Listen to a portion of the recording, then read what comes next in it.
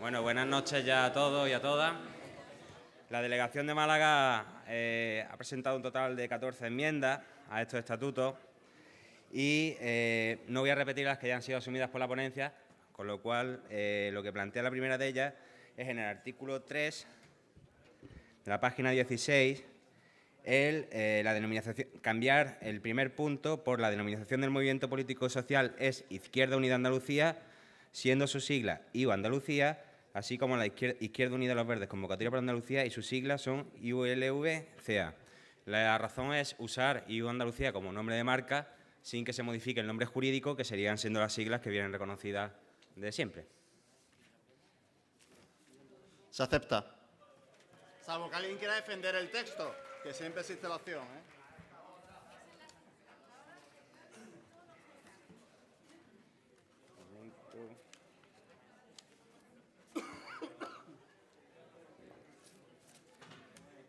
La siguiente, en la página 27, artículo 15, sería incluir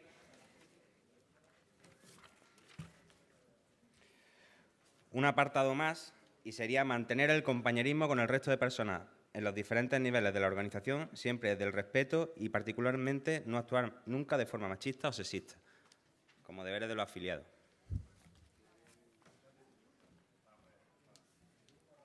Se acepta por parte de la ponencia. La siguiente es en el capítulo 2, la pérdida de condición de afiliado, página 28, y sería, en primer lugar, una cuestión de forma, y es que la numeración del artículo 16 viene recogida por números en este borrador y debería de venir recogido por letras, para que en las siguientes veces que se hace referencia en los estatutos al artículo 16 concuerde en los puntos de F y G, que son los que hacen referencia a esto. Se asume por parte de la ponencia. Además, toda enmienda que incluya una corrección de carácter técnico y que no suponga un cambio real del fondo ni el método que imponen los estatutos, se asumirá por parte de la ponencia de manera automática. En cuanto a este mismo artículo 16, página 28, sería en el apartado 6, que es el que viene en los estatutos, sería la inclusión de, por haber sido condenado mediante sentencia firme por la comisión de un delito que vaya en contra de los principios defendidos por IUCA e Izquierda Unida, añadir lo que son las infracciones graves del apartado K que vienen recogidas en la página 33 de estos estatutos y que hacen referencia a lo siguiente: comisión de delitos por xenofobia, LGTfobia, racismo. Cambiar aquí también la violencia de género por violencia machista contra la integridad física, sexual, moral o psicológica a las mujeres una vez recaída sentencia condenatoria sobre dicha persona afiliada. Se asume por parte de la ponencia. En este mismo artículo 16, en el apartado 7 de este, sería por haber sido condenado judicialmente por delito relacionado con la corrupción, y aquí añadir lo siguiente: acoso, violencia machista, maltrato animal, maltrato en el ámbito familiar o abuso a menores.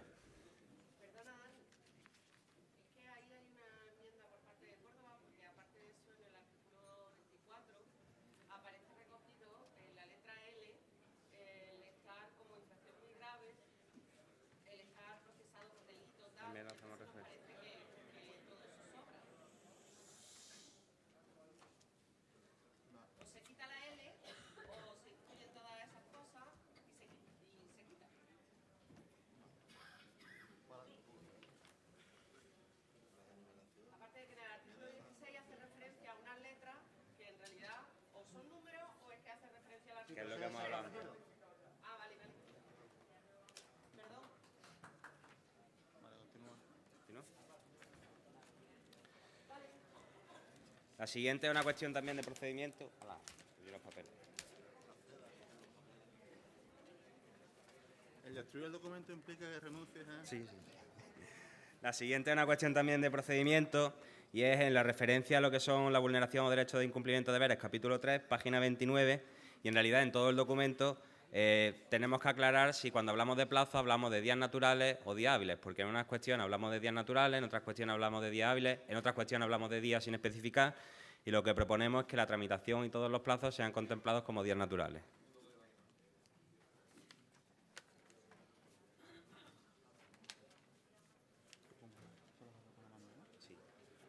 ¿Se acepta por parte de la ponencia?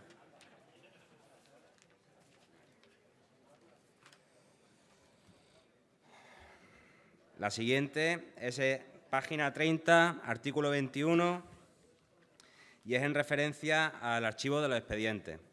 En concreto, el artículo dice: el incumplimiento de los plazos por los órganos competentes siempre que no respondiera a causa imputable a la persona expedientada o a circunstancias excepcionales debidamente justificado, y abre un paréntesis, señalando periodos vacacionales o electorales o demora en la celebración de las reuniones del órgano decisorio, por ejemplo. Lo que proponemos es la eliminación de lo que viene establecido en paréntesis. ¿Se acepta por parte de la ponencia? En este mismo artículo 20, en la página 30, el segundo párrafo, nosotros en este caso lo que señalamos es: para los casos estipulados en los apartados D, E y G del artículo 16, que es el que hemos reseñado antes, se establece una vía de urgencia que permita la resolución del expediente en el plazo máximo de un mes. Y nosotros lo que proponemos es una adición en la que se especifique: sin que en ningún caso pueda producirse el archivo del expediente sin que haya recaído resolución en el mismo. Estamos hablando de los casos más graves que hemos hablado antes, de acoso, de abuso. ¿Se acepta por parte de la ponencia?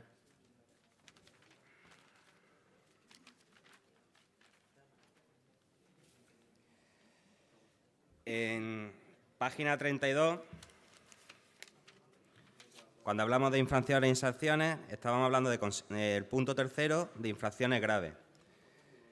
Proponemos la adición de un nuevo apartado en el que se establezca lo siguiente: la ofensa personal grave a cualquier afiliado o afiliada que menoscabe su prestigio o imagen o la de los órganos colegiados en los que forme parte. Y sería la adición la siguiente: utilizando medios telemáticos, redes sociales o medios de comunicación. O sea, sería incluir la E más otro apartado que sería la misma, pero que si esa ofensa se produce por redes sociales, por medios telemáticos o por medios de comunicación. ¿Se acepta por parte de la ponencia? También sería la adición de otro apartado, que sería la inclusión de conductas sexistas y machistas. Se acepta.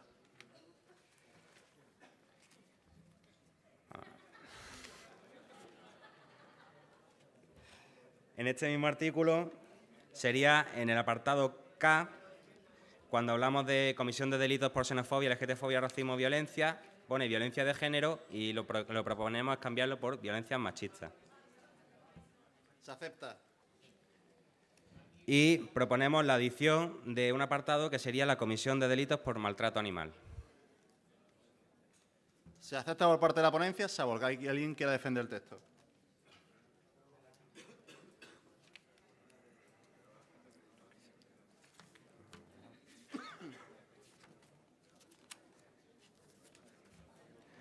En el artículo, ya en el modo organizativo, página 42, artículo 43, cuando hablamos de asamblea abierta e interna, lo que proponemos es lo siguiente.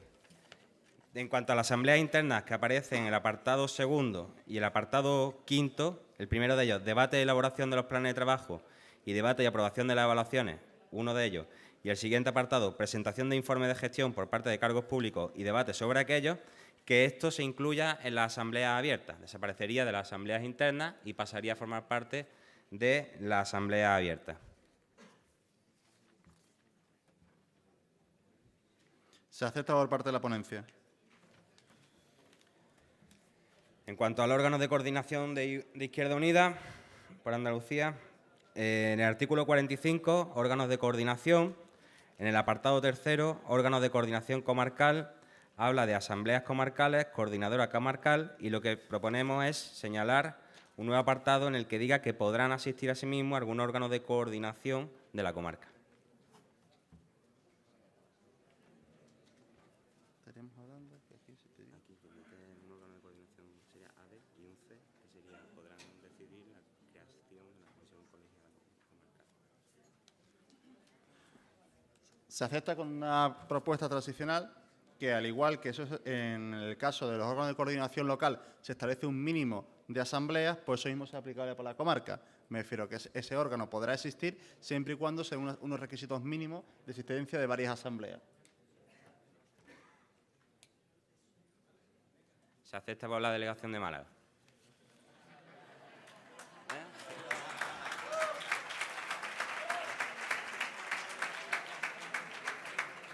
Tienes que pasar por escrito. Ahora no, pero... No, ya, paso todo. Y la última que planteamos es la siguiente. Página 64, artículo 72, perdón, el apartado C, sobre los cargos públicos, señala: los cargos públicos, los de responsabilidad política y quienes trabajan en los grupos institucionales no podrán permanecer más de 2 periodos electorales como tal. Excepcionalmente podrá prolongarse la responsabilidad siempre que obtuvieran en votación individualizada en el órgano competente para su elección el 75% para una única prórroga. Lo que proponemos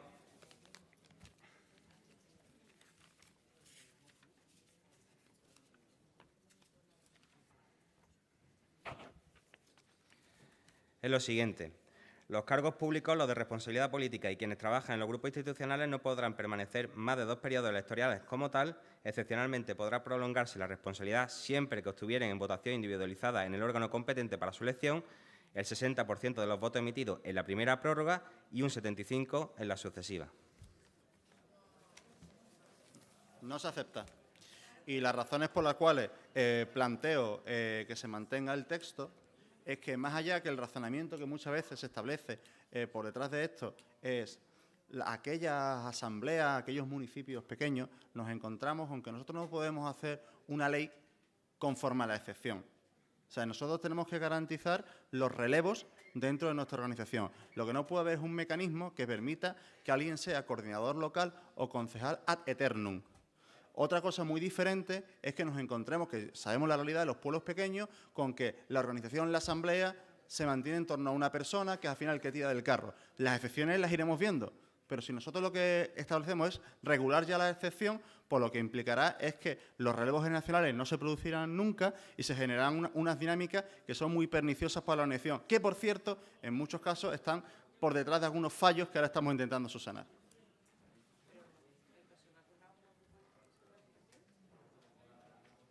Nosotros lo que planteamos es que efectivamente existen muchas dificultades en los pueblos pequeños, sobre todo, para encontrar esos relevos y que si no nos veríamos abocados a una situación de bloqueo porque no podrían volver a concurrir o a estar y nos quedaríamos y correríamos el riesgo de estar o de no tener representación en ese municipio. Entonces, por eso nosotros creemos que tenemos que mantenerla.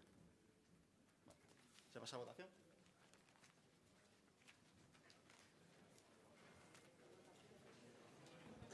Bien, pues entonces vamos a proceder a la votación de esta enmienda de Málaga. ¿Votos a favor de la enmienda?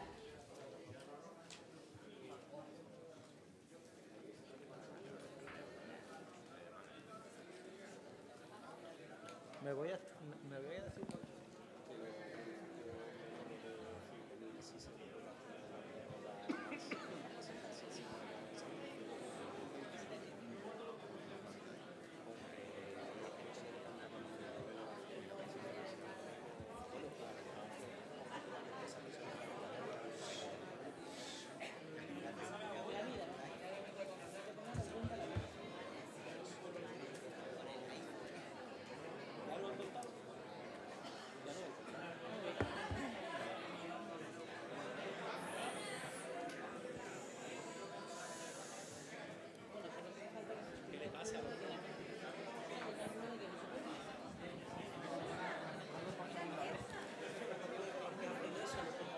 No lo sé.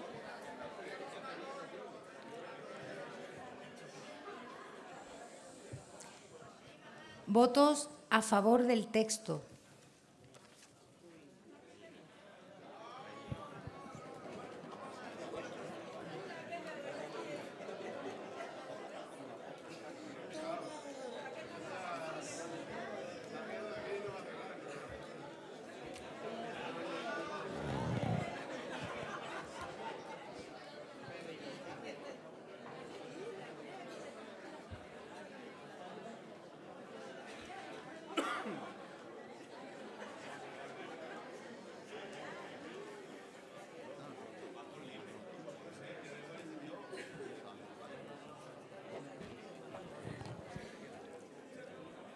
Podéis continuar. Ahora el servicio técnico nos pasa el resultado. Podéis continuar. Ya no tengo- Abstenciones, perdón, abstenciones.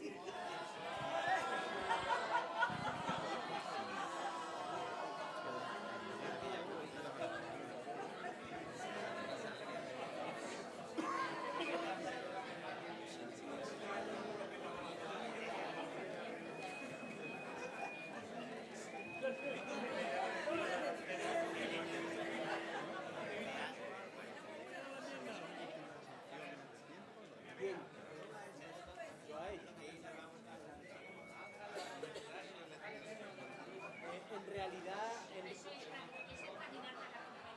espérate, vamos a recrear el tema. Esto. Así. El portavoz o la portavoz de Granada.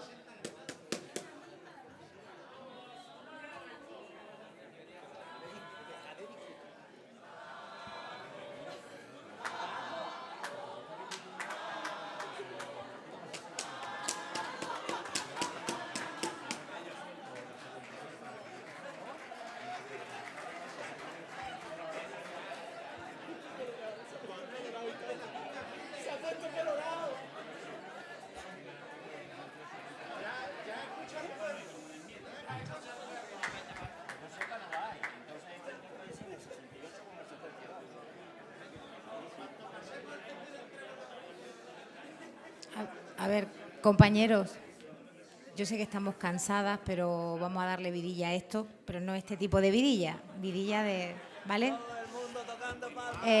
Vamos a continuar. ¿Málaga ha terminado con sus enmiendas? Málaga ha terminado. Granada no defiende. Sí.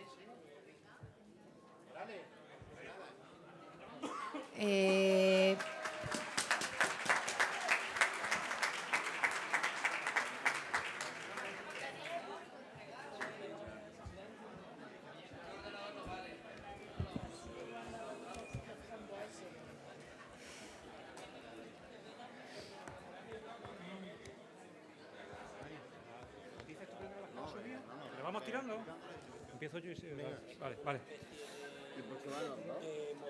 Bueno, tenemos desde Granada 15 enmiendas, vamos a intentar ser rápidos.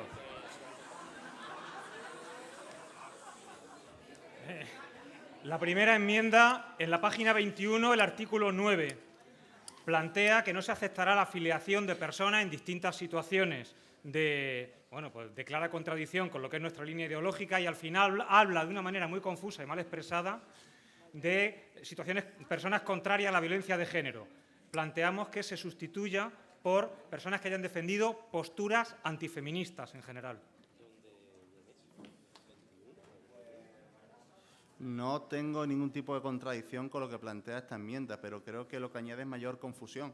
Me refiero, lo que tenemos que tener claro es que alguien que haya realizado cualquier tipo de acción o actitud machista no tiene cabida en nuestro movimiento. Pero creo que a la hora de definir eso entramos en un terreno de ambigüedad que creo que es peligroso.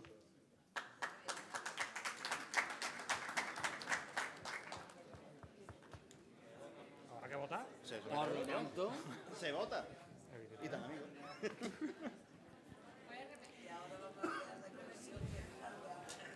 Bien, antes de pasar a la votación de esta enmienda, os digo el resultado de la votación que hicimos anteriormente. Votos a favor de la enmienda fueron 82, a favor del texto 73 y abstenciones 17.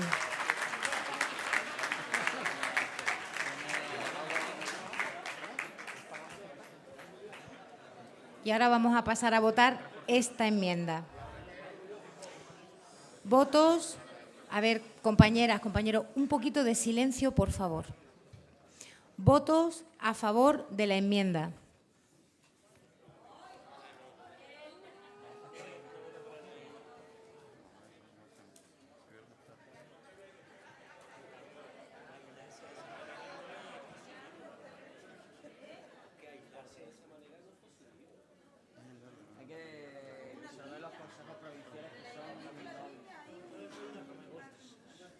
Hay que disolver los consejos provinciales que soy lobbies, tío. Reino de Taifa. Con derecho a traslado.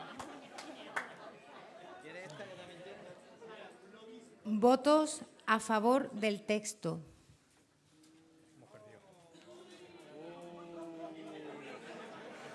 Fernando, señálate. Señálate.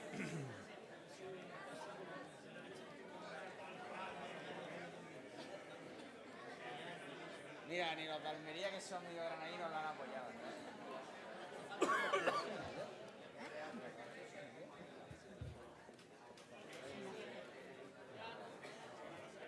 ¿Esto qué es, tío? ¿Ya?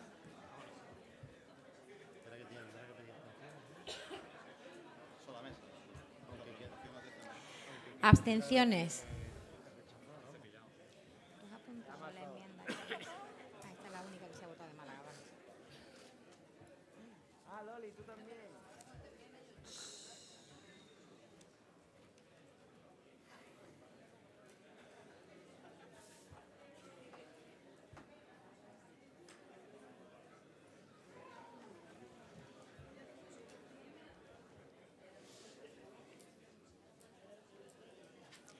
Seguimos. A ver, la siguiente enmienda de Granada hace referencia al artículo 27, perdón, al artículo 46.c, que está enmarcado dentro de lo que es la necesidad de renovación exigida a los distintos órganos de dirección. Y básicamente lo que plantea es un compromiso claro que se tiene que ir asumiendo, y es que la renovación mínima exigida en los órganos preferentemente debe ser del 36%, la renovación mínima debe ser del 33% y preferentemente debe hacerse entre aquellas personas que lleven más de 8 años en el órgano. Compartimos desde la ponencia el principio según el cual se explica esto, ¿no? Y así se propone. Lo que yo lo establecería como un principio. Me refiero, estamos en un momento en el que yo creo que, sobre todo en las poblaciones pequeñas, esto no se puede garantizar en todos los casos. Entonces, igual que en su momento la inclusión, por ejemplo, de una norma que exigía que en el tramo de 5 tuviese que haber menores de 35 años, que esto en esta primera fase lo adoptemos como un principio de cara a que en posteriores procesos ya podamos asumirlo como un elemento de exigido, de exigencia obligada. Joder, me ha atascado. Obligado cumplimiento, perdona. Vale. Sigue entonces. Bien, la tercera enmienda es sobre el artículo 27 y tiene que ver con el papel de los simpatizantes. Se trata de alguna manera, de regular, de darle mayor seguridad a qué es de lo que estamos hablando con respecto a las personas simpatizantes. Y planteamos que la manera de hacer el censo de simpatizantes será la creación de una ficha de adscripción como tales simpatizantes. Los exafiliados serán pasados de oficio al estatus de simpatizante, salvo criterio en contra de la Asamblea. Las asambleas podrán revisar si una persona que se ha dado de baja o que se ha, no que se ha dado de baja, que ha dejado de pagar la cuota, verdaderamente es alguien que no puede pagar la cuota, que pasa a la situación de militante, o es alguien que ya se ha posicionado de alguna manera al margen de la organización y no debe ser pasado a la posición de simpatizante. No es un verdadera simpatizante, que es un problema que tenemos ahora mismo en los censos. La Asamblea local, además, tomará conocimiento de la adscripción como simpatizante y ratificará, en su caso, dicha adscripción de cualquier persona que se dé de alta como simpatizante. Los simpatizantes tendrán voz y voto en las asambleas de base. Finalmente, los simpatizantes intervienen en la elección de cargos públicos, planteándose un mínimo de tiempo de participación de esa condición de simpatizante de 6 meses antes de que se produzca esa participación en la elección. De lo que se trata es que de verdad tengamos la figura del simpatizante como alguien que nos hace crecer como movimiento social, pero no que tengamos movimientos tácticos de meter gente como simpatizante para distorsionar en la verdadera expresión democrática a la hora de elegir una candidatura, especialmente en unas municipales. Habiendo trabajado conjuntamente con el compañero antes algunos criterios de estas enmiendas, no obstante, sin que sea precedente, me veo en la obligación de oponerme a la misma. Y la razón es porque, leyendo los documentos, he encontrado que hay un acuerdo de la Asamblea Político y Social de que tiene que elaborar un reglamento que regulará la participación de los simpatizantes, así como sus derechos. El problema que podríamos tener es que, en caso de que aprobásemos esto en los estatutos y después la Asamblea Político y Social de Izquierda Unida Federal aprobase algo diferente, entraríamos en un campo de contradicción, ¿no?, en el cual nosotros estaríamos reconociendo unos derechos que podrían ser diferentes. Entonces, yo creo que esto tiene que ser algo que, en todo caso, aportemos al debate, o sea, un compromiso de esta Asamblea de que esto que se está situando aquí ahora mismo en forma de enmienda a los estatutos se tiene que aportar al reglamento que se va a elaborar. Decae en ese caso, ¿no? Bien, la siguiente enmienda hace referencia a las funciones de la Asamblea. Es en el artículo 40, el 40, el apartado H. Básicamente, este artículo dice que las asambleas de base son soberanas en el ámbito de sus competencias para el desarrollo y la aplicación de la política de Izquierda Unida en Andalucía. En caso de que haya conflicto con órganos superiores, establece un procedimiento para que haya un diálogo entre las dos asambleas. Establece que los órganos superiores, en un acuerdo de 3/5 partes, pueden anular, por esta mayoría cualificada, cualquier acuerdo, desautorizar cualquier decisión de una asamblea de base. Pero nosotros queremos añadir un elemento que creemos que es de garantía.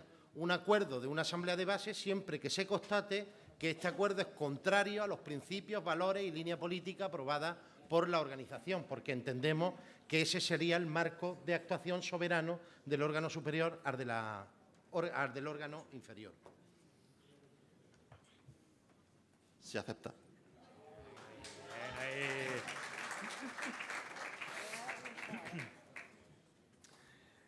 Bien, el artículo 46, apartado C, plantea, a la hora de elegir de composición de candidaturas, qué pasa con el último resto a la hora de elegir candidaturas con listas contrapuestas. Y lo que dice el borrador de estatutos que se nos trae es que en caso de resto, ese resto se le adjudicará a la lista más votada.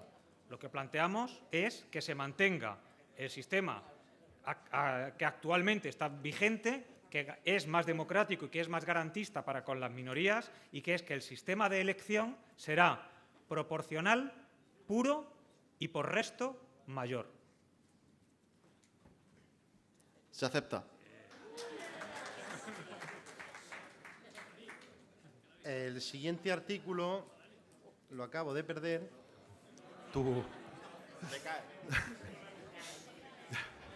Como se caiga el portátil, la liamos. Ahora. Bien. En el artículo 50, dentro de lo que son las competencias o funciones que se le establece al órgano de dirección andaluza, básicamente se le pide que apruebe e implemente un plan de igualdad de género en el ámbito de la organización de Izquierda Unida Andalucía. Teniendo en cuenta que esto es un elemento que ya figura en el documento del cual soy ponente, se acepta.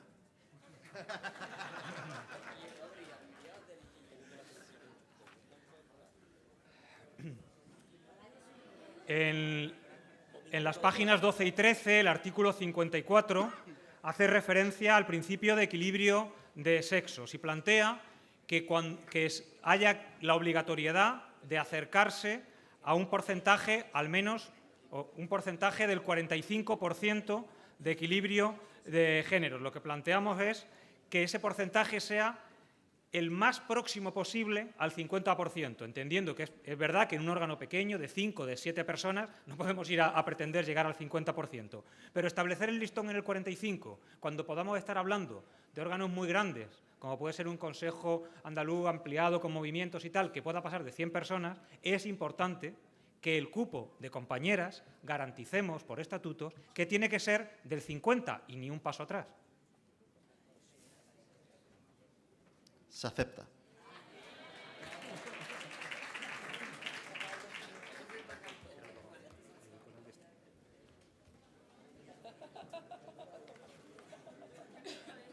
Bien. En el artículo 69, buen número, en la parte 4, dentro de las funciones de la coordinadora provincial, pues se establezca en la línea del anterior artículo, el del artículo 50, pues discutir, aprobar y hacer seguimiento de un plan provincial de igualdad de género en concordancia con el plan andaluz. Básicamente va en la misma línea de lo que se ha aceptado en el artículo 50. Por coherencia con lo que hemos aceptado anteriormente, se acepta la enmienda. Bien, para una de las novedades más interesantes que tenemos en los estatutos es la cuestión de los revocatorios, y nos preocupa una cuestión que, por un lado, es ambigua, que se habla del 40%, para promover un revocatorio, el 40% de quienes hubieran participado en la elección de la persona de quien se plantea el revocatorio, y nos parece que esa redacción es ambigua, porque no está claro si se refiere al 40% de quienes votaron, que fueron quienes participaron en la elección, o del censo, que participó del censo de quienes votaron. Me aclara Dani que la interpretación es que sea el 40% del censo, y en ese sentido nosotros hacíamos la valoración de que pedir, para poder promover, para poder preguntarle a la militancia sobre la revocación de un cargo electo, que ya el listón esté en el 40%, es que ya casi tienes ganado el revocatorio. Pensemos en ciudades grandes, con 200, con 300 afiliados, no digamos nada en ámbitos más amplios como puede ser una provincia. Y en ese sentido, lo que planteamos es más democrático, que para promover un revocatorio, cuando sea una población con menos de 100 afiliados, sí pongamos el listón en el 40%, porque es fácil reunir 40 firmas. Pero cuando sean censos más amplios, cuando sean censos más grandes, de 100 militantes, poner ese listón en el 25%, para que con el 25% del censo sea suficiente para promover un referéndum revocatorio, que después ya veremos si se gana o no. Recientemente, la Coordinadora Federal aprobó un reglamento de revocatorio que es el que viene a desarrollar todos los mecanismos, garantías y procesos para el revocatorio de cargos públicos. En este caso, lo que pedimos es la retirada de esta enmienda para no entrar en contradicción con un texto ya desarrollado, que lo que tenemos que hacer es implementarlo. No sabemos si como organización federada soberana podríamos tener nuestro propio reglamento, y tampoco ese reglamento que se plantea a nivel federal, si es más garantista o democrático o menos. Si nos lo puedes decir, ¿dónde está el listón?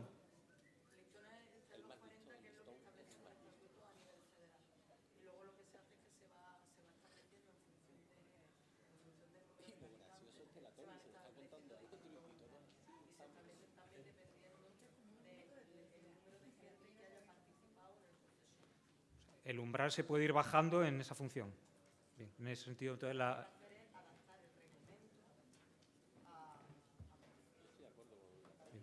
confiando en la palabra de la compañera Toni Morilla, pues la retiramos. Sí, te toca a ti, Paco. Bien, entre uno de los motivos que planteamos esta enmienda hace referencia también al mismo artículo del revocatorio. Uno de los motivos para la promoción de un revocatorio pues también es la vulneración de estatutos, así como la censura a la conducta política de la persona electa o responsable político contraria a los principios, valores y línea política aprobada por la organización. Se acepta.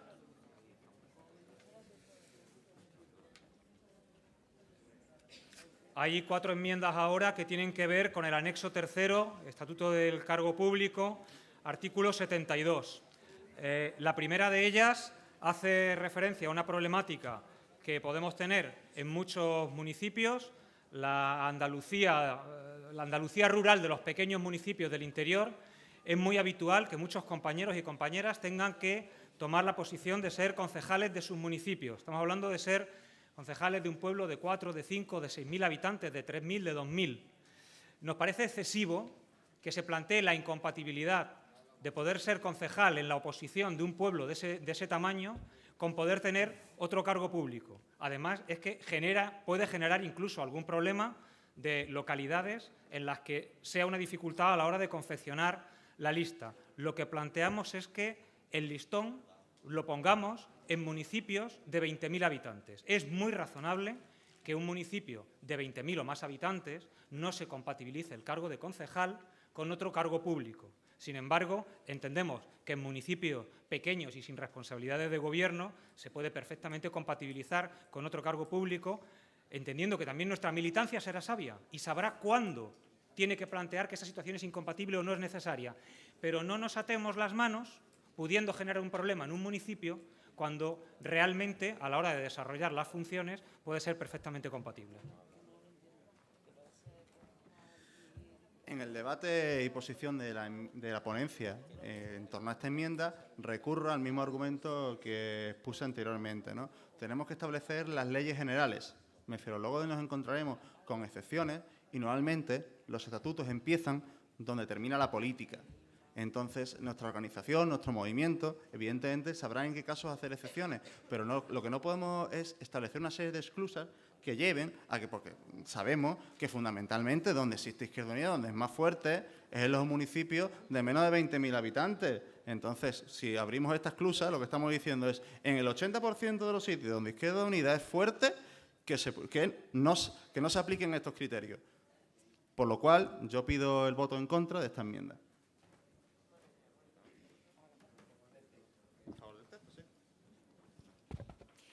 Bien, pues vamos a votar, compañeras y compañeros. Votos a favor de la enmienda.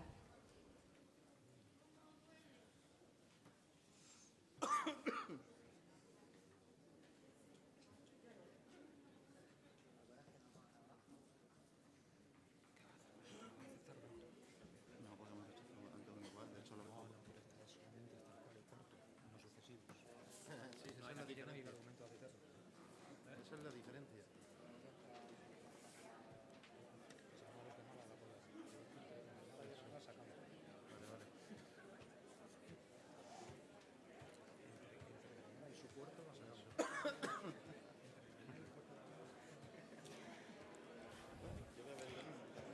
Votos a favor del texto.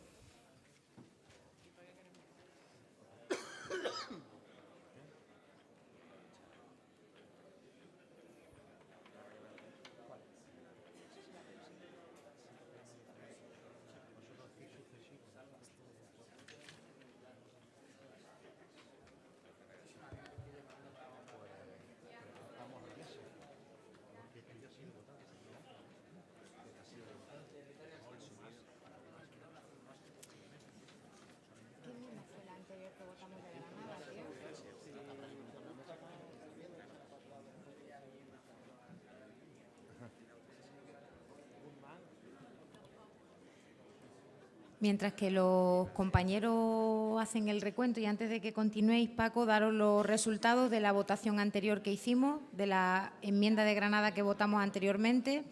Votos a favor de la enmienda 42, a favor del texto 112 y abstenciones 16. No pasa, ¿vale? Ah, perdón. Continuamos con la siguiente. Y ahora las abstenciones, disculpadme. Las abstenciones a esta votación.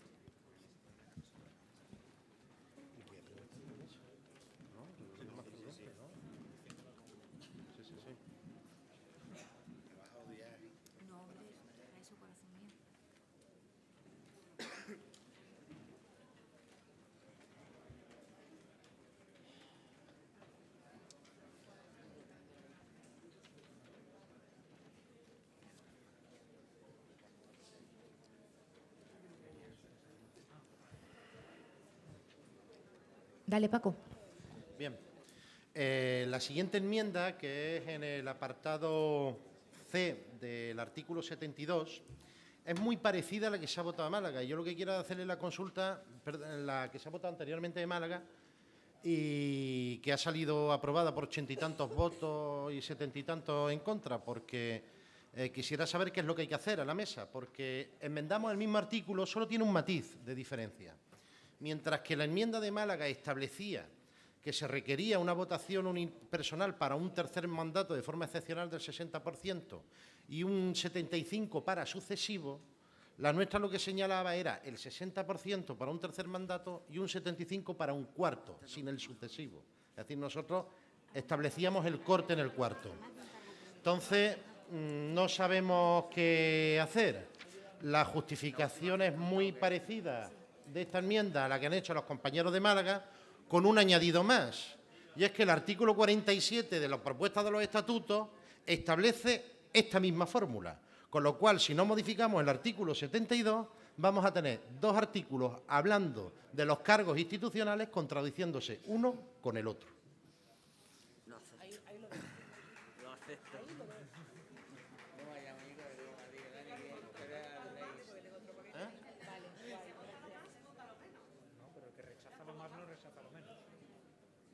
¿Cómo lo interpreta la mesa? Muy bien.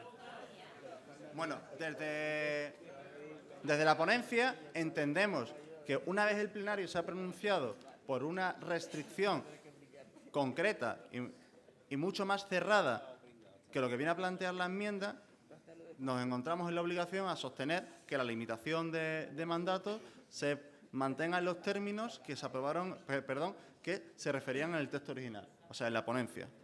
Por lo cual pedimos el voto a favor del texto.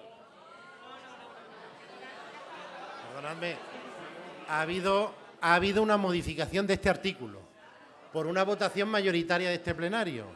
Nosotros, en función de lo que interprete la mesa, estamos dispuestos a retirar la enmienda si se entiende que es necesario, porque ya ha habido una modificación de este aspecto que ha tenido una posición mayoritaria. Esa es la pregunta concreta. El texto ya no prevalece, prevalece lo votado por esta Asamblea.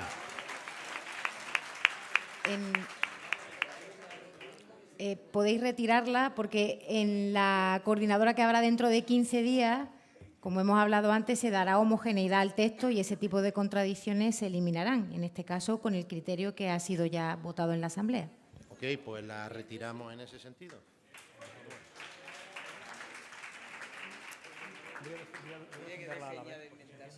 Vale, perfecto. Bien, ahora hay dos enmiendas que tienen una lógica encadenada y las vamos a defender juntas, ¿vale? Mirad, en el artículo 13 y 14 del anexo 3, el que tiene... No, perdón, disculparme. Los apartados, el apartado F del artículo 72, anexo 3, el que tiene que ver con el Estatuto del Cargo Público, se habla de las finanzas de los grupos institucionales y de cómo tienen que revertir a la organización. Estamos completamente de acuerdo con lo que dice en los estatutos, el borrador que se nos trae. El problema es que nos parece que es insuficiente. Lo que se plantea, lo que se viene a plantear en el texto es que todas las subvenciones, ingresos institucionales tienen que administrarlos y le pertenecen al ámbito organizativo al que pertenezcan, a asambleas locales, provinciales, andaluza. Lo que ocurre es que nos parece muy importante que antes de eso se mencione que esto se hace porque lo dice la Ley de Financiación de Partidos, no es un invento nuestro. Y por eso planteamos que ese artículo empiece diciendo: de acuerdo con lo establecido por la Ley de Financiación de Partidos, las subvenciones y otros ingresos de los grupos institucionales forman parte de los ingresos de las organizaciones políticas. Por ello, y a continuación, el texto que viene en los estatutos, para que no parezca que es una cuestión interpretable y no una norma interna de Izquierda Unida, sino que no es que esos ingresos pertenecen a la organización y no a los concejales. Y esto encadenado con el final de ese mismo apartado H, donde de cara a las futuras confluencias nos parece importante que por estatutos nos quede claro ya y para el futuro lo podamos aplicar, que en caso de procesos de confluencia, un acuerdo previo establecerá la futura distribución de los ingresos institucionales entre las fuerzas políticas concluyentes y o el movimiento asambleario ciudadano municipal que se cree, basada con criterio general en la proporción de la composición de la candidatura. Y plantear que esto lo planteamos así desde Granada por la experiencia de problemas prácticos que hemos tenido en algunas experiencias de confluencia donde esto no se previó y ha habido que actuar tarde, mal y con problemas después.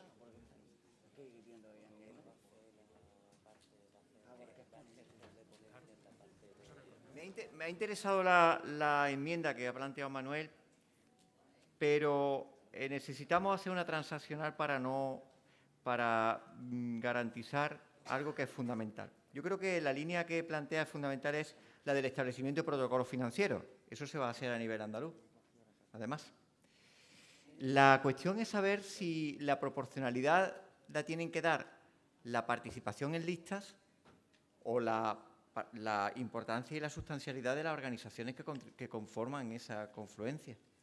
Es decir, nosotros somos, lo digo por nuestra propia realidad, nosotros estamos conformados por 1.073 concejales y concejalas, pero muchos cientos de esos concejales y concejalas no es que sean independientes dentro de Izquierda Unida, es que no son ni siquiera de Izquierda Unida, pero son propuestos por nuestra organización y, por tanto, la proporcionalidad en esos protocolos tiene que venir condicionada por quien propone a esos candidatos, no porque el hecho del candidato sea de Izquierda Unida o no. Es decir, en la realidad actual, esa propuesta debilitaría mucho esta organización o generaría un efecto perverso, que es no proponer a gente muy valiosa, que son referentes sociales en nuestros pueblos, los que hacemos confluencia, porque no pertenezcan a Izquierda Unida, con lo cual hacemos un pan como unas tortas cuando acabamos de dar un salto adelante en la construcción de un movimiento político y social.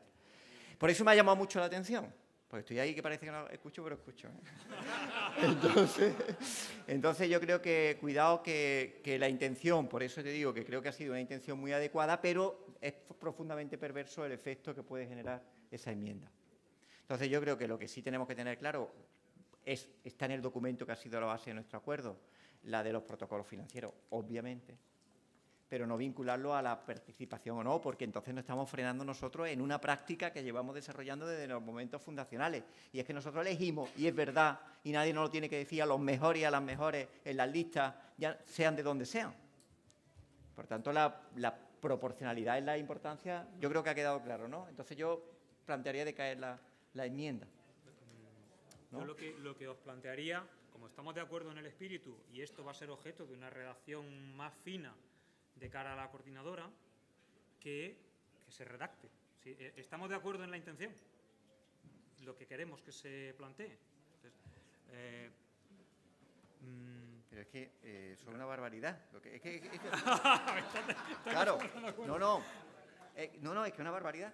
Es que el efecto que podemos es perversísimo. Es una perversión. Contigo, yo planteo que se cae, mantenemos el texto porque esto tiene unos riesgos que pueden ser, un efecto contrario al que se pretende. Y lo que sí es que, como el documento plantea un protocolo financiero, lo que hay que hacer es un buen protocolo financiero en atención a los intereses de la organización en el momento que se debatan.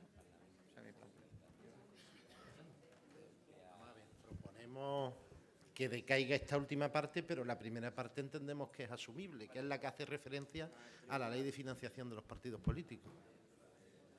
Con un matiz, si me permitís. Es que, aunque la ley de financiación de partidos políticos no estableciese que los ingresos pertenecen al movimiento que es Izquierda Unida, nosotros también articularíamos que esos ingresos se gestionarían y dirigirían desde el movimiento. Esto es, que esto no lo hacemos solamente porque la ley de financiación de partidos políticos así lo establece, sino también por unos principios de nuestro movimiento que creemos que el dinero no pertenece al criterio de los cargos públicos. Entonces, sí, pero tiene que quedar claro en una redacción, me refiero que lo pongamos fino, de manera que no es porque no lo mandaten, sino porque desde Izquierda Unida consideramos que eso se tiene que hacer así. Aparte que la ley nos acompaña en ese sentido, ¿sabes? Pues ya está, avanzamos.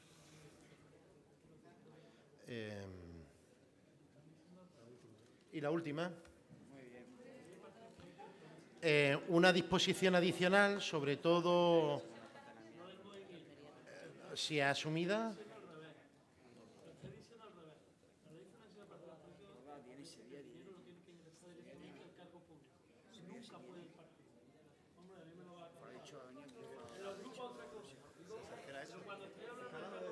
No, estamos hablando de las asignaciones y del dinero al grupo. Es que esto tiene, luego lo comentamos, la explicación detallada que tiene. Sí, hace referencia a eso concretamente. La última es una disposición adicional, sobre todo también para que el artículo 68, que habla de la limitación de mandatos en las responsabilidades orgánicas de Izquierda Unida, no entre en contradicción con lo que establece el 47 y lo que establece el 72, en función también de lo que se ha votado en este plenario. Simplemente la disposición adicional dice que la limitación de mandatos en los órganos internos no afectará a aquellos que ya han sido elegidos, simplemente.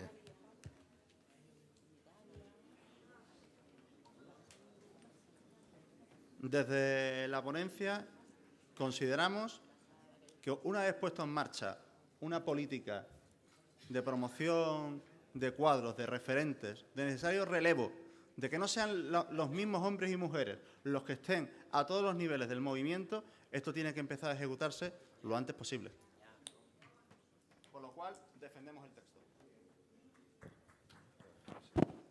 ¿Pedimos que se vote? Claro, no, es lo que corresponde, ¿no? Bien, pues vamos a votar, compañeras, compañeros.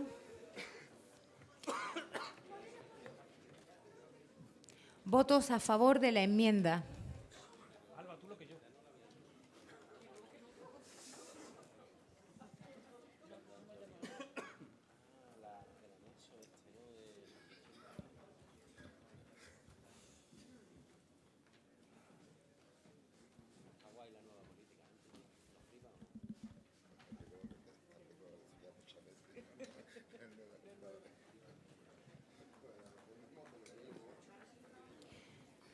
Votos a favor del texto.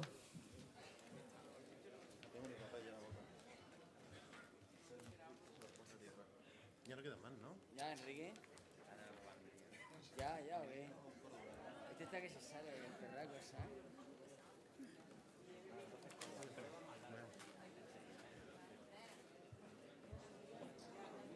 El portavoz o la portavoz de Almería que se vaya preparando y acercando Un aquí. momento, Dani, por favor.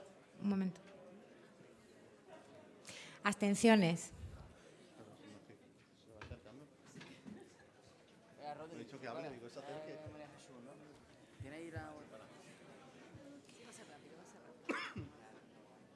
Antes de empezar a oír las enmiendas que nos va a trasladar la delegación de Almería, os doy el resultado de la votación anterior, que fue la enmienda de Granada sobre la acumulación de cargos, para que os situéis.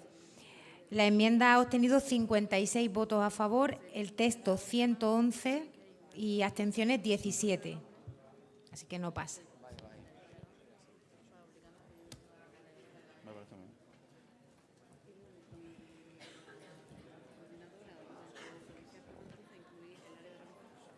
Cuando quieras, María Jesús. Bueno, nosotros vamos a ser breves, solo tenemos 3 enmiendas. En los principios rectores, donde se habla de principios de equilibrio de sexo, nosotros pediríamos que se incluyese que cuando se hacen candidaturas a procesos y demás, si las candidaturas deben de ser paritarias, hombre y mujer, en caso de que alguna delegación no lo cumpliera, se le penalizara quitándole representación. Es decir, si hay que elegir delegados para una asamblea andaluza y tiene que ser hombre y mujer, pero algún pueblo no tiene hombre y mujeres, solo presenta una delegación de hombres, pierde representación, para obligarlo a que tengan mujeres entre sus filas.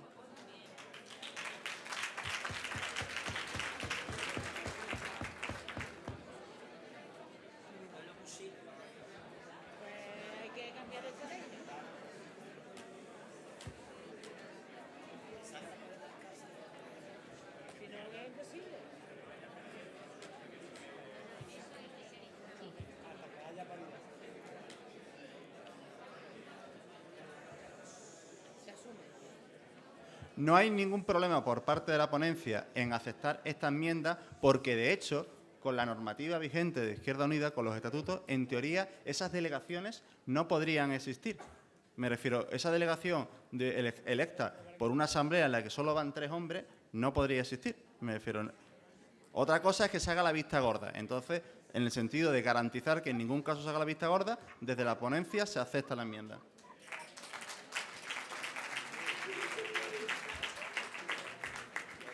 Bueno, otra enmienda es, esta enmienda ha ganado por mayoría, pero no es mayoritaria, es la inclusión del área de la mujer dentro del órgano colegiado, tanto a nivel provincial como a nivel andaluz. Estamos defendiendo que seamos una organización feminista y demás, pues hay que garantizarlo, incluyendo al área de mujer con representación, con voz y con voto en los órganos de dirección.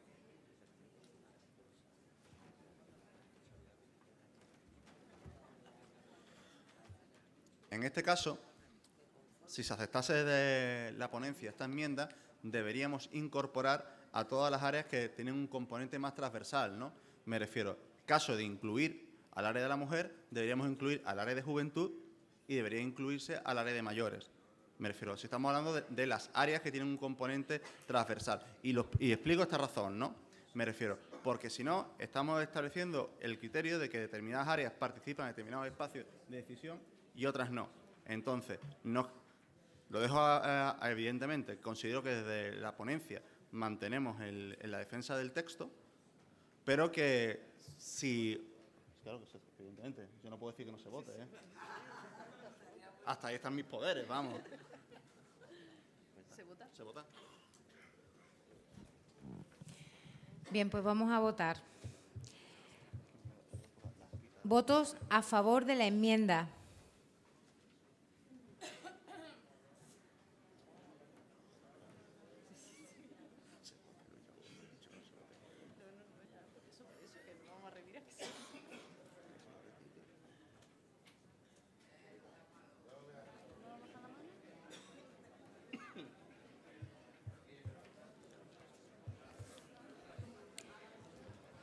Votos a favor del texto.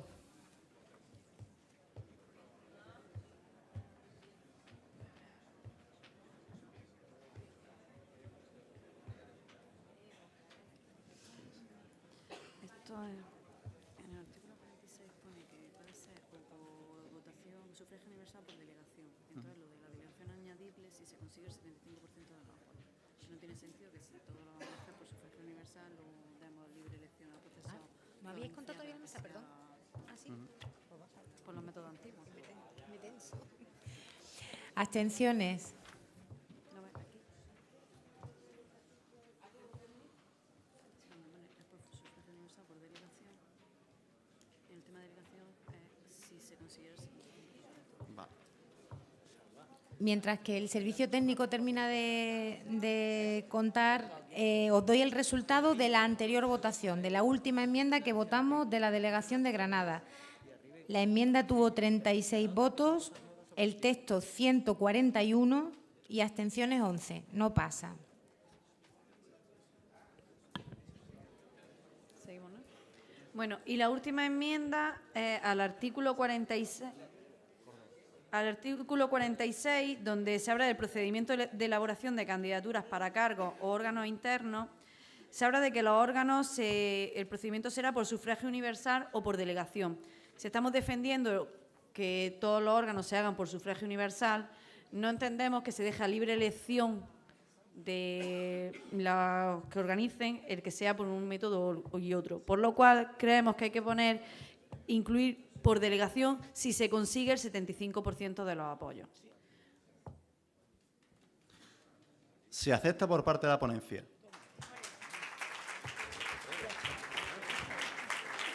Vamos. Salva. ¿Llama a Córdoba? ¿El portavoz o la portavoz de Córdoba?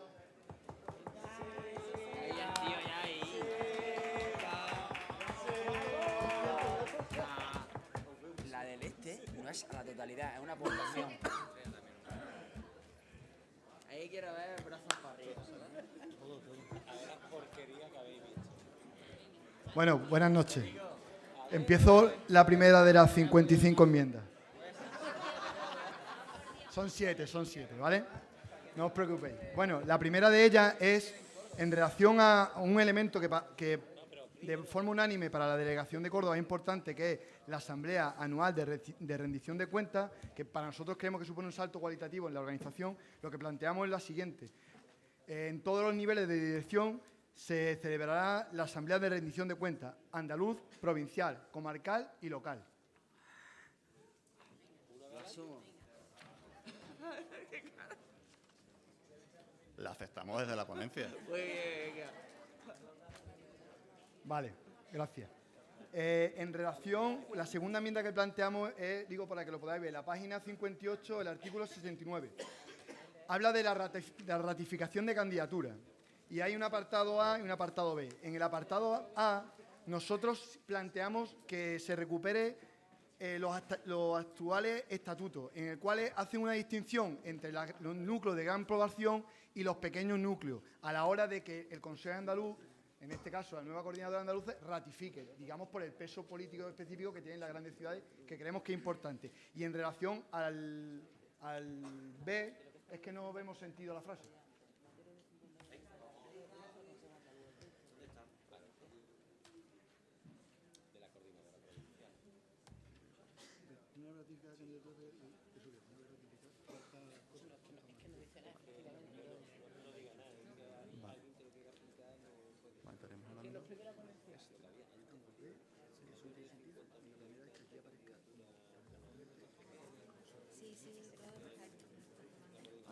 Ahora la ponencia tiene que hacer el trabajo.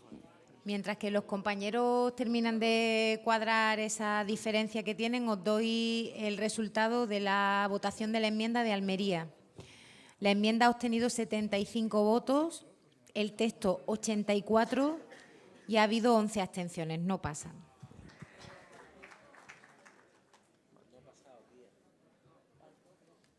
Con respecto a la enmienda que han planteado los compañeros y las compañeras de Córdoba, asumirla por parte de la ponencia con una transaccional, que tengan que ser las coordinadoras provinciales quienes aprueben las candidaturas en el resto de municipios. Me refiero que tengan que ser ratificados por algún espacio orgánico de IUCA.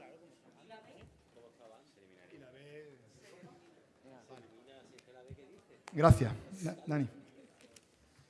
La enmienda número 3, los compañeros de Málaga han presentado algo similar y con Alba lo hemos estado trabajando, y era que en la página 33, ¿vale?, el artículo 24, entendemos, a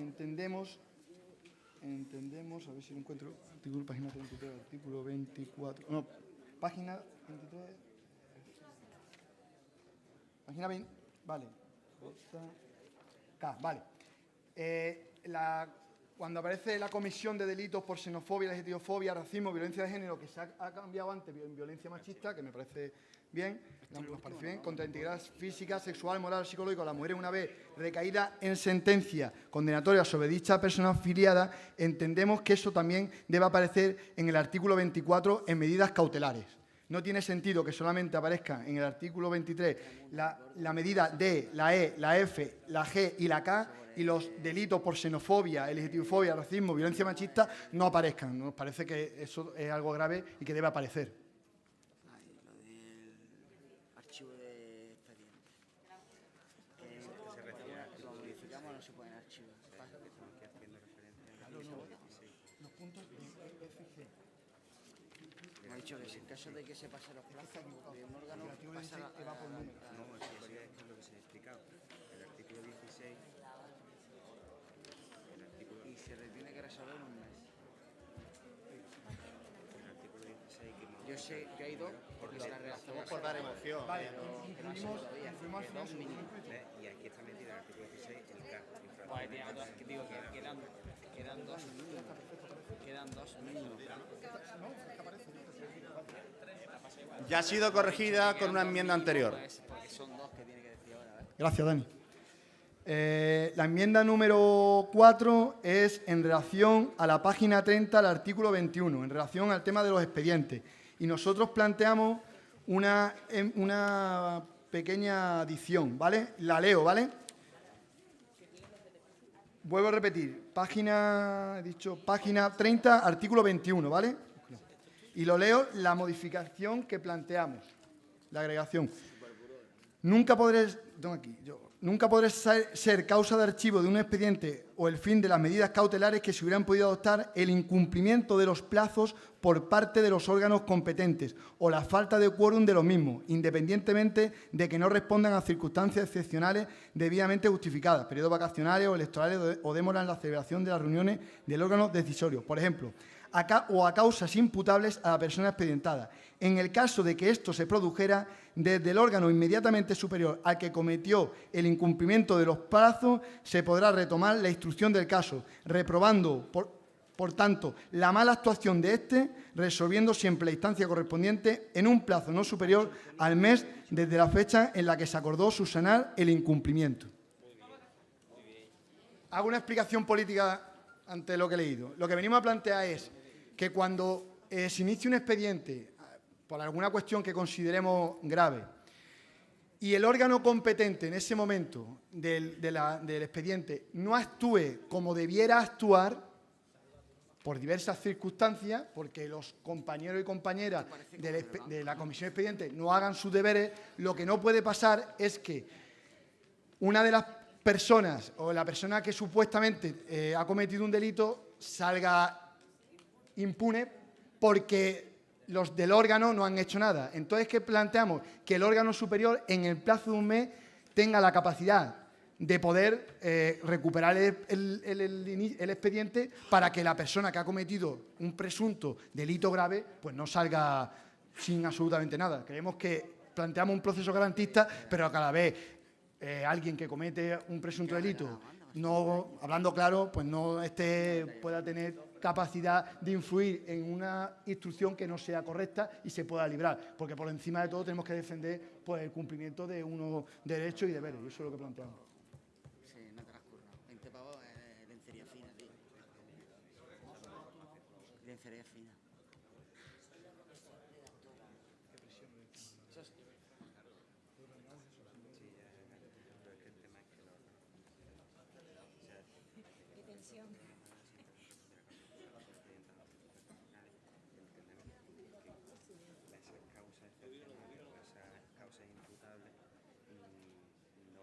no determinan el archivo del expediente.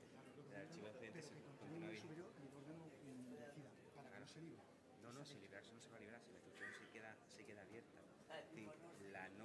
Si un tiempo no es un proceso garantista para el acusado, no es un proceso garantista. No puede ser una causa eternamente abierta, porque los órganos que tienen acceso no toman nada. Y si el órgano en un momento... Es para implicar que los órganos realmente tomen decisiones y no se dejen vacías las cuestiones. Una transacción. ¿Vale?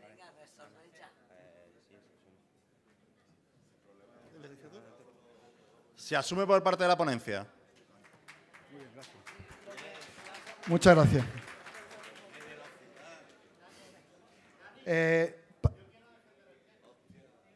Pues tienes derecho a defender el texto.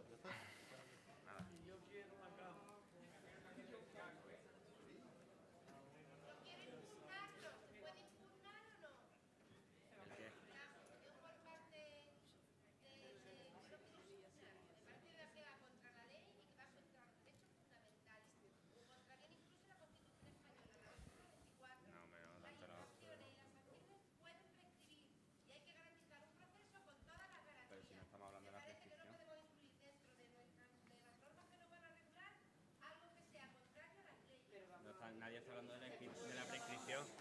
No se está hablando de la prescripción, está hablando del archivo. Son dos cosas diferentes. Cuidado. ¿Por qué digo de defender el texto? No voy a llegar a tanto como la argumentación que se plantea, pero cuidado porque esto tiene que tener un proceso garantista. Y voy a poner un ejemplo, una derivada que esto puede traer. Ley antitransfugismo, artículo 73.3 de la Ley de Bases del Régimen Local. Lo digo porque aquí hay concejales y todas y todos conocemos esa ley. Situación en la cual un expediente acabe con la expulsión de un afiliado y, por tanto, sea el arma que tenga la organización política a la hora de poder expulsarlo de un grupo municipal.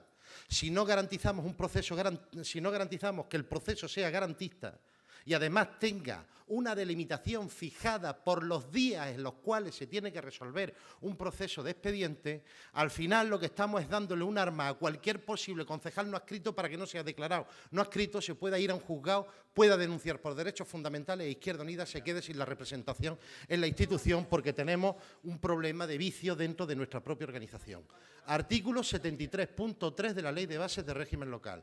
Yo no digo que el sentido político que se establezca de esta enmienda no pretenda resolver algún problema, pero por favor, afinad muy bien en cómo hacer una transaccional para que ese elemento quede claramente definido y no nos encontremos con una situación de inseguridad jurídica que nos pueda generar problemas en otros ámbitos. Lo que plantea él precisamente es todo lo contrario.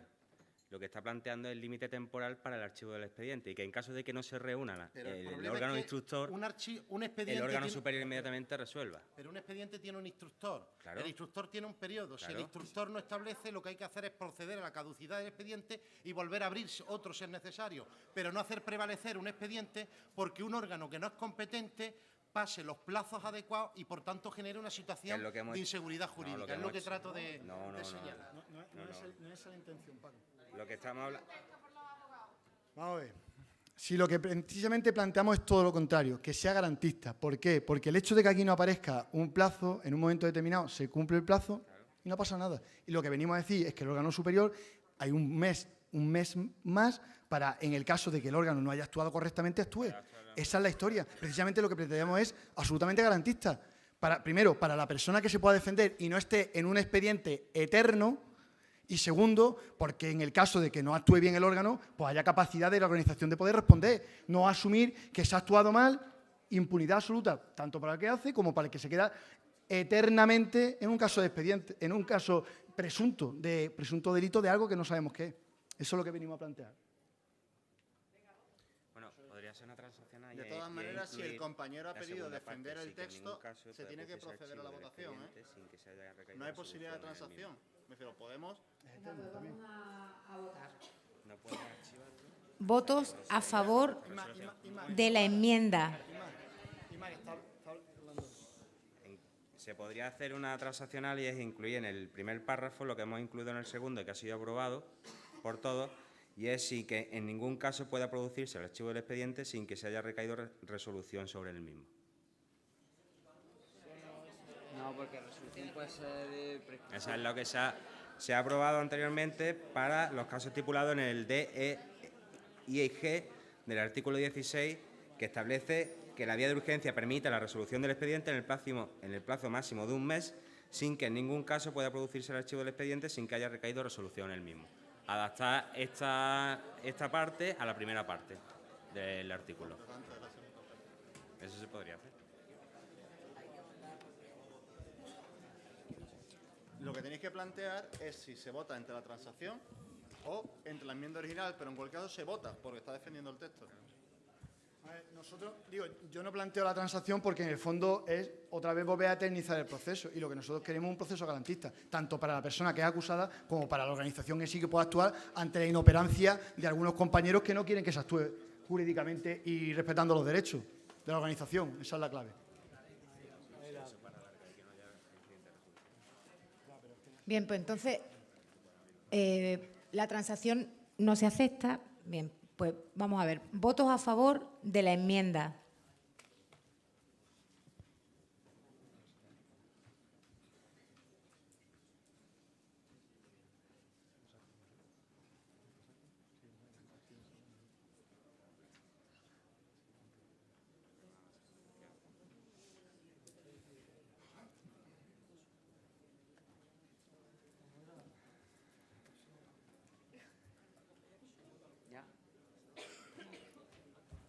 Yo le quiero abrir un expediente a Munera, por eso no... Le quiero abrir un expediente, por eso... Votos a favor del texto.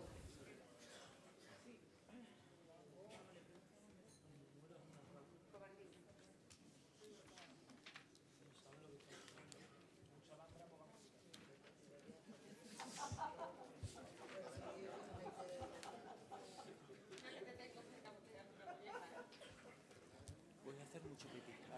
Vale.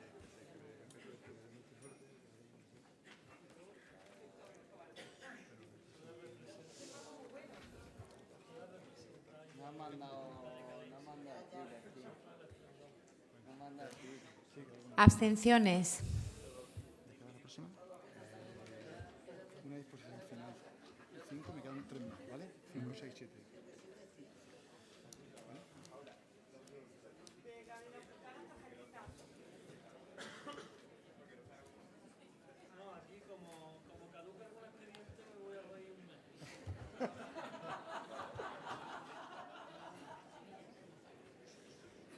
Pero si no paran de caducar, ¿sabes? Seguimos. Bueno, venga, seguimos. Enmienda número 5, nos vamos a la página 63, ¿vale? Y nosotros defendemos una sexta disposición final que diga lo siguiente. Lo establecido en los estatutos federales tendrá carácter supletorio a lo no previsto en los presentes estatutos.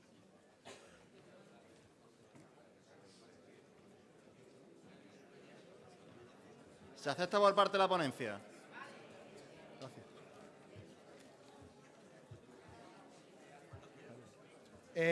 En el artículo 2 proponemos, y lo hemos comentado antes de la ponencia, que aparezca evidentemente Izquierda Unida como personalidad jurídica.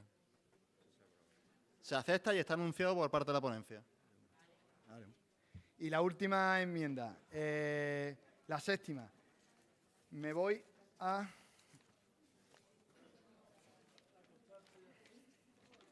Me voy a haber cantado después. En relación al tema de los poderes, ¿vale? Planteamos un texto que sería resaltar la necesidad de vincular la vigencia de los poderes a la de los estatutos y que estos, a su vez, tengan vigencia entre asambleas, independientemente del periodo de tiempo que medien entre la celebración de los mismos. Se asume sin problema la enmienda. De todas maneras, en la vigente propuesta de reforma de estatutos no aparece la limitación de 4 años. Me refiero a ese problema, ya no se podía producir, aún así se asume la enmienda. Muy bien. Muchas gracias.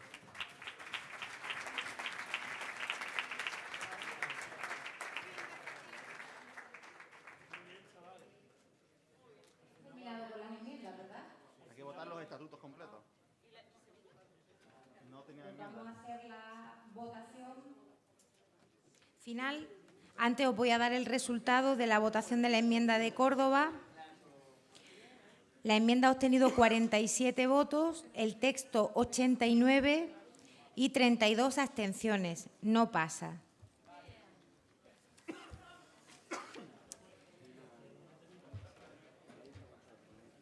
Y ahora vamos a hacer... ¿Hacemos la votación de los estatutos?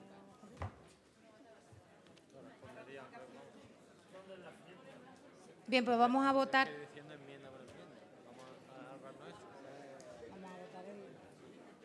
Bien, vamos a votar los estatutos con las incorporaciones, las asunciones que ha hecho la ponencia, las enmiendas y todo ello, ¿vale? Venga. Votos en contra. ¿De qué estamos hablando? Estatuto ya en general.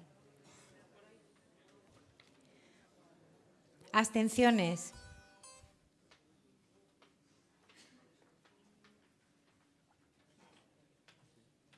Votos a favor.